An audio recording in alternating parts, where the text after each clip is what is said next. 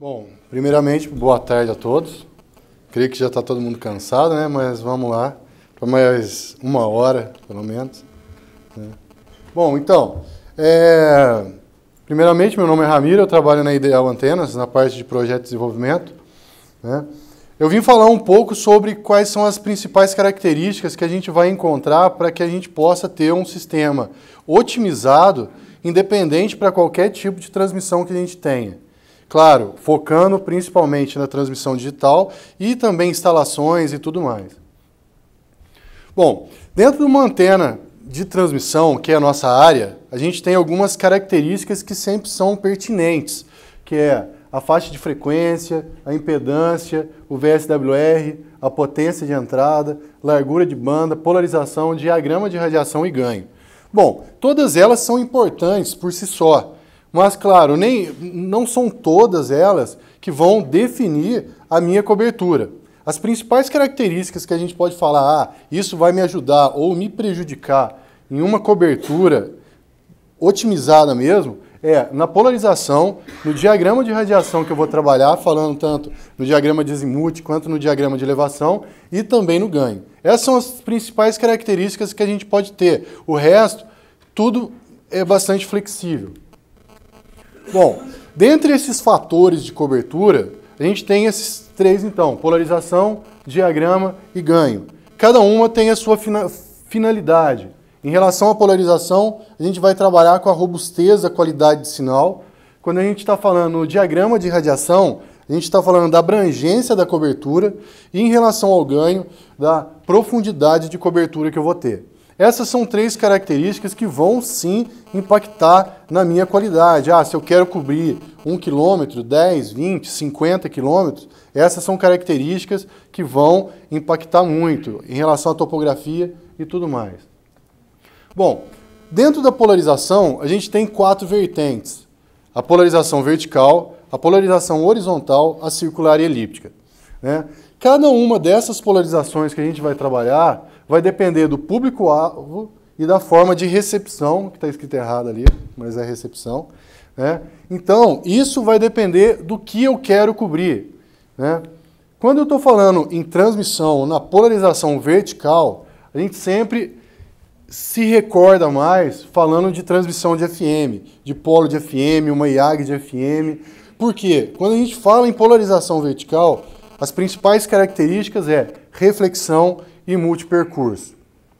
Mas essa polarização vertical que a gente fala muito em FM, vem isso de muitos anos atrás, principalmente na recepção móvel, que os carros tinham antena literalmente na vertical. Mas hoje já não é tanto assim, então a gente tem algumas vertentes que a gente pode trabalhar. Quando a gente fala em polarização horizontal, a gente sempre está falando em relação à transmissão de TV analógica. Opa, não é só você não, Gli. Por quê? Porque nessa polarização horizontal, a principal característica é o quê?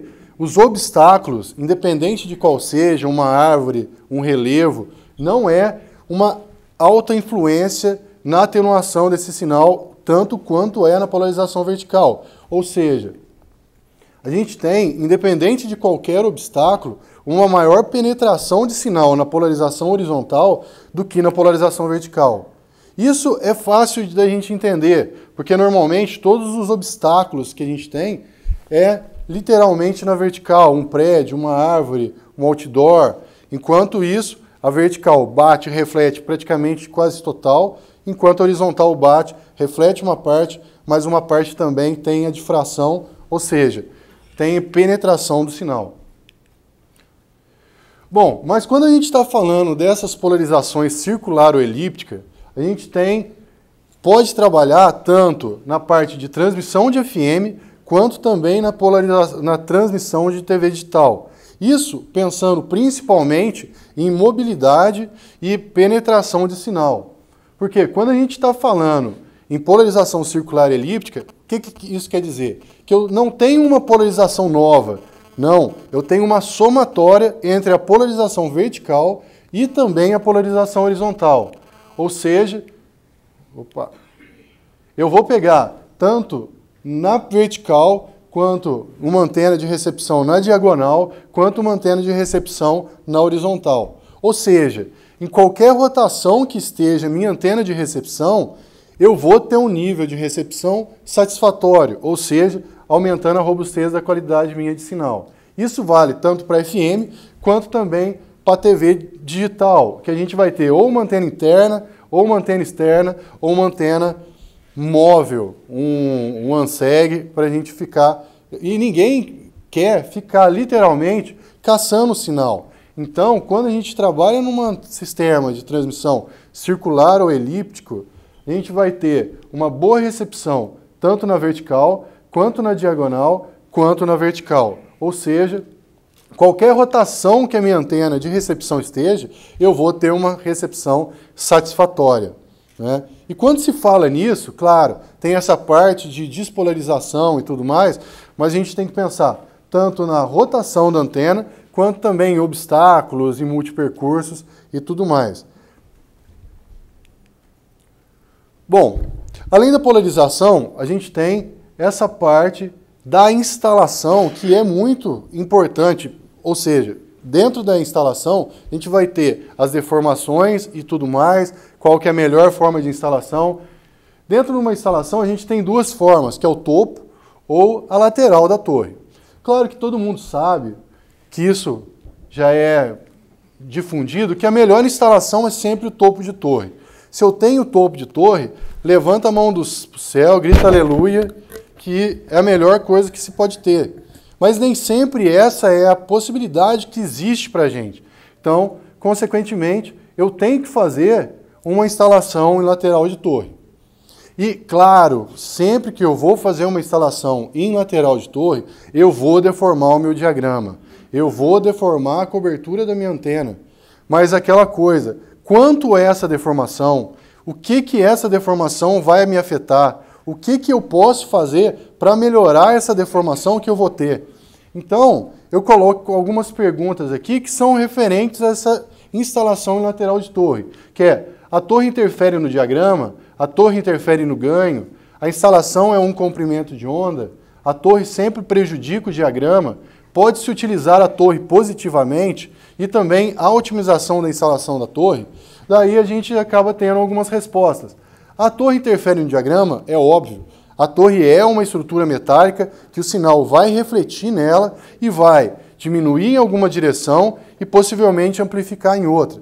Mas a modificação do diagrama real da antena, isso com certeza vai acontecer.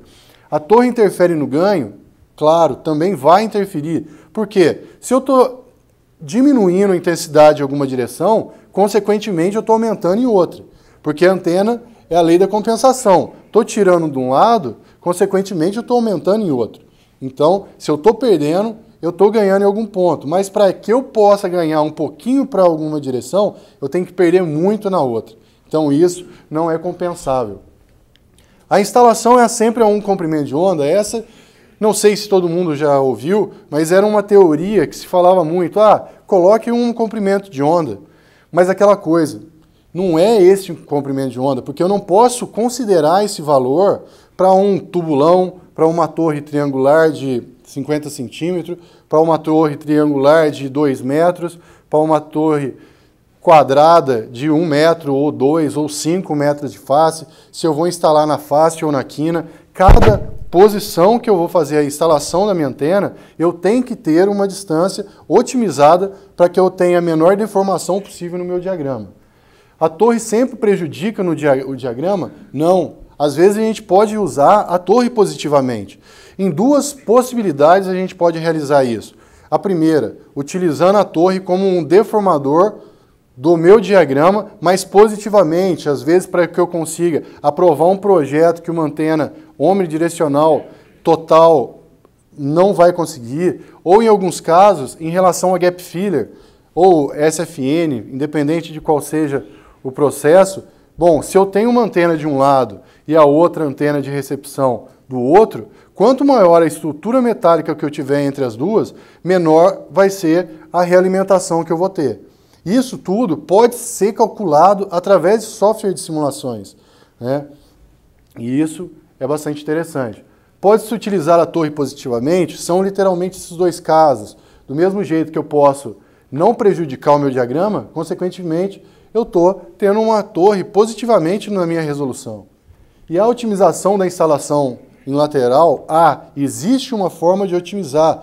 Só que, claro, existem alguns processos que podem ser tomados para que faça essa otimização. Claro que eu posso, em todos os casos, construir uma torre do tamanho da que vai ser instalada o sistema do meu cliente, só que isso fica totalmente inviável financeiramente em relação a tempo do meu cliente, em relação a vários aspectos que podem inviabilizar isso. Então, a gente usa alguns softwares de simulações para que a gente tenha uma deformação muito próxima e às vezes até chegando no mais real possível. Claro, com o cliente nos enviando todas as informações da torre e tudo mais.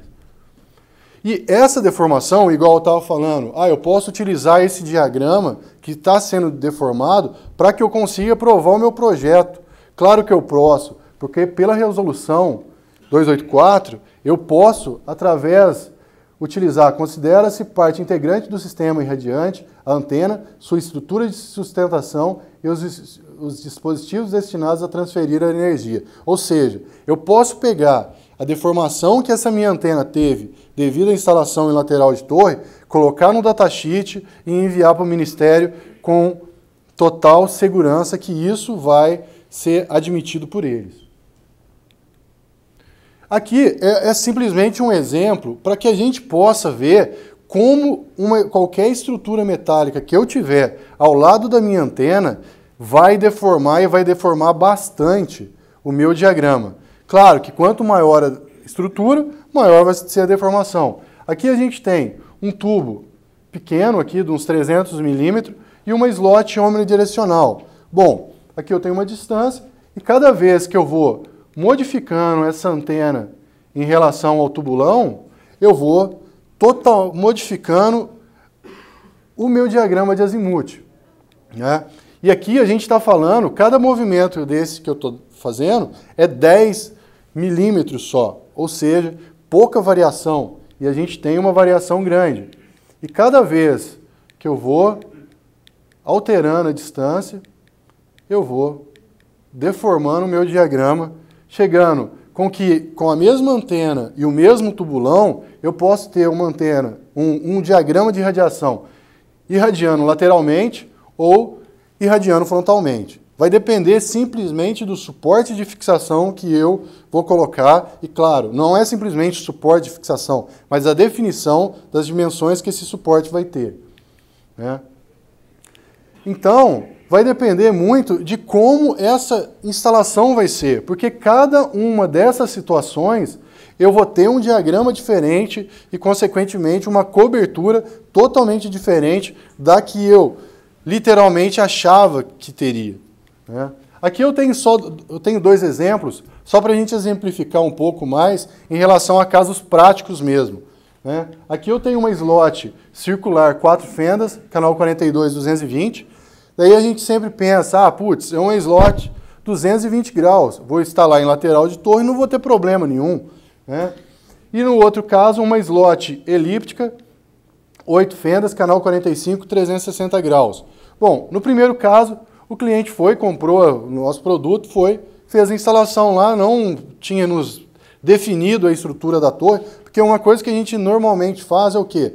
O cliente vai fazer uma instalação em lateral de torre, é sempre interessante que eles nos mande as dimensões o mais perfeita possível da estrutura da torre, para que a gente possa colocar no software de simulação, para que a gente tenha pelo menos a menor deformação possível. Claro, alguma variação em relação ao que está no software, sim, mas muito mais perfeito do que simplesmente colocar de olho. Então, ele colocou o sistema lá e não ficou legal a cobertura. Bom, primeiramente a gente sempre pede foto para o cliente para que a gente pelo menos analise como está a instalação. A instalação estava perfeita, tudo certo. A gente, claro, pediu para o cliente enviar a antena para a gente fazer uma análise do que poderia estar acontecendo. Colocamos na torre de campo, fizemos teste de azimuth, elevação, ganho, casamento, tudo perfeito. Pegamos a antena, enviamos de novo, colocou no mesmo lugar, instalou, ligou o transmissor, problema de cobertura de novo. Bom, a primeira coisa que a gente fez a partir daí é pedir um mapa de como estava a instalação da torre e os pontos de deformação que ele estava tendo. Então, ele foi e nos mandou um mapa mais ou menos assim.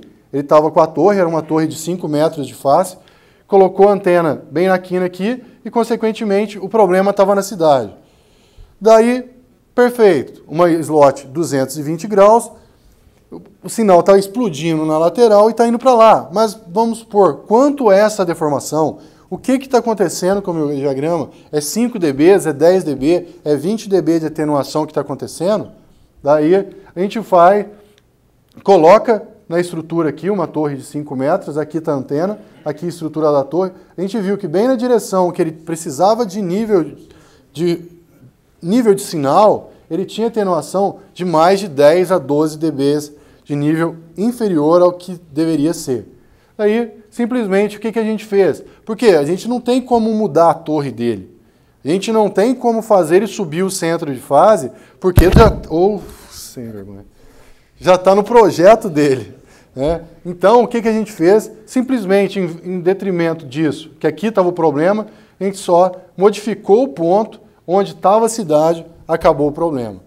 Isso aí, claro, é óbvio que a estrutura da torre estava atrapalhando o meu sinal, mas eu quero saber quanto, como, em qual direção, em qual radial que eu estou tendo esse problema. Né? Nesse outro caso, já é um caso um pouco mais simples, onde o cliente foi, adquiriu o sistema da gente e antes da gente começar a fazer o produto, ele foi, nos mandou a dimensão da torre. Por que a gente sempre pede essas dimensões da torre? Porque é igual, eu posso chegar e falar uma torre de 1,20 m, mas essa é uma torre de 1,20 m com tubos em cada uma das diagonais de 200 milímetros de diâmetro, ou seja, são 4 tubulões e mais uma estrutura de torre. Então, é outra deformação em relação a uma torre normal. Beleza, colocamos cada uma dessas curvas que a gente está vendo é uma distância entre antena e torre. Então, a gente viu que uma antena omnidirecional, ou seja, com uma variação no diagrama de azimuth, na componente horizontal de uns 2 dB, na componente vertical uns 3 dB, a gente tinha na componente horizontal 11,7 dB de variação e na componente vertical 22,9 dB de variação. É muita variação no diagrama de radiação.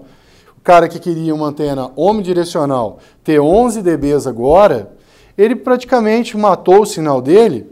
Bom, em termos, porque é muito melhor você ter 11 dB de variação do que você ter, na mesma estrutura, 34 dB de variação, considerando a mesma antena, considerando a mesma torre, simplesmente modificando a distância antena-torre. Ou seja, não é uma forma, igual muita gente fala, é uma forma de amedrontar o cliente em relação à instalação que ele vai fazer. Mas não, é uma forma de mostrar a real situação do que vai acontecer em campo mesmo. Porque não adianta nada a gente pegar um sistema desse, a gente reza para que dê tudo certo, mas na hora que faz a instalação, na casa do diretor da emissora, não pega por causa de um diagrama desse. Então, é simplesmente uma forma de analisar para que, posteriormente, a gente não tenha problema em detrimento de qualquer tipo de instalação. Igual, da mesma forma que eu posso fazer essa variação no diagrama de azimuth, eu também posso ver se essa variação vai ter no meu diagrama de elevação, porque não adianta nada eu fazer um projeto com uma slot de 3 graus de tilt, 20% de preenchimento, e na hora eu vou fazer uma instalação em lateral de torre.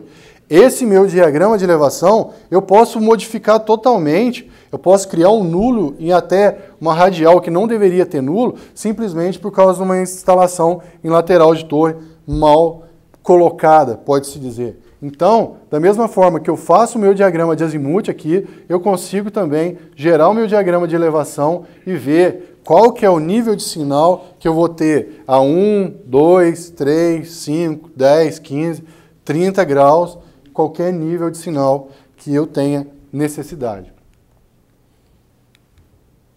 Bom, então, em relação à instalação em lateral de torre, é sempre um problema? Não, não é que é sempre um problema. Claro que vai ter problema, mas a gente pode simplesmente diminuir esse problema e chegar em uma solução. E uma solução para que, claro, que não chegue na mesma situação que é um sistema instalado em topo de torre, que é sempre a melhor situação, mas que pelo menos a gente tenha a menor perda possível numa instalação em lateral de torre. Porque é complicado mesmo, porque normalmente uma coisa que a gente sempre está vendo aí no mercado, em campo, é que os sistemas analógicos, por mais que a gente saiba que vai desligar, eles são literalmente o principal sistema ativo hoje ainda. Então, ninguém vai tirar o sistema analógico do topo de uma torre para colocar um digital. Então, mantém o sistema analógico no topo e daí faz de qualquer forma para fazer uma instalação em lateral ou constrói uma nova torre para colocar o sistema digital. Mas, então, é simplesmente uma forma de minimizar as distorções e, consequentemente, otimizar qualquer contorno protegido ou qualquer sistema e que a gente tenha uma qualidade de recepção boa, né? Então, para que a gente consiga fazer essa análise dessa instalação, a gente sempre tem que ter a estrutura de sustentação, ou seja, como essa torre, ela tem uma cantoneira de 2 polegadas, de 5, de quantos, ela é triangular, ela é quadrada, como são as travessas dela, como é literalmente a estrutura de sustentação que essa antena vai ficar. E principalmente o local de interesse. Por quê? Beleza, eu sei que eu vou ter uma distorção, mas essa distorção, essa maior atenuação que eu vou ter em relação ao meu diagrama, eu tenho que saber qual que é a região que eu tenho o menor interesse possível para que eu coloque esse problema nessa direção. E, consequentemente, a gente melhora a instalação através da confecção de um suporte de sustentação. Não um suporte simples, mas um suporte com as dimensões corretas e bem ajustadas, né? Então é isso, né? Obrigado mais uma vez, né? E aquela coisa, um sistema desse se trabalha de qualquer forma. Igual aqui a gente está vendo um sistema em relação a uma slot, mas esse software ele trabalha com qualquer tipo de sistema de painéis, sistema de IAGs, sistema de logs, super turnstile de UHF, qualquer situação possível é passível de ser realizado disso. Independente se for um sistema robusto, igual uma slot circular, que a gente vê a componente horizontal e vertical, quanto também uma slot simples, omnidirecional, de 1, 2, 3, 4 fendas, quantas fendas forem necessárias. Bom, então, obrigado, né? Passo a palavra para o Daniel. Obrigado.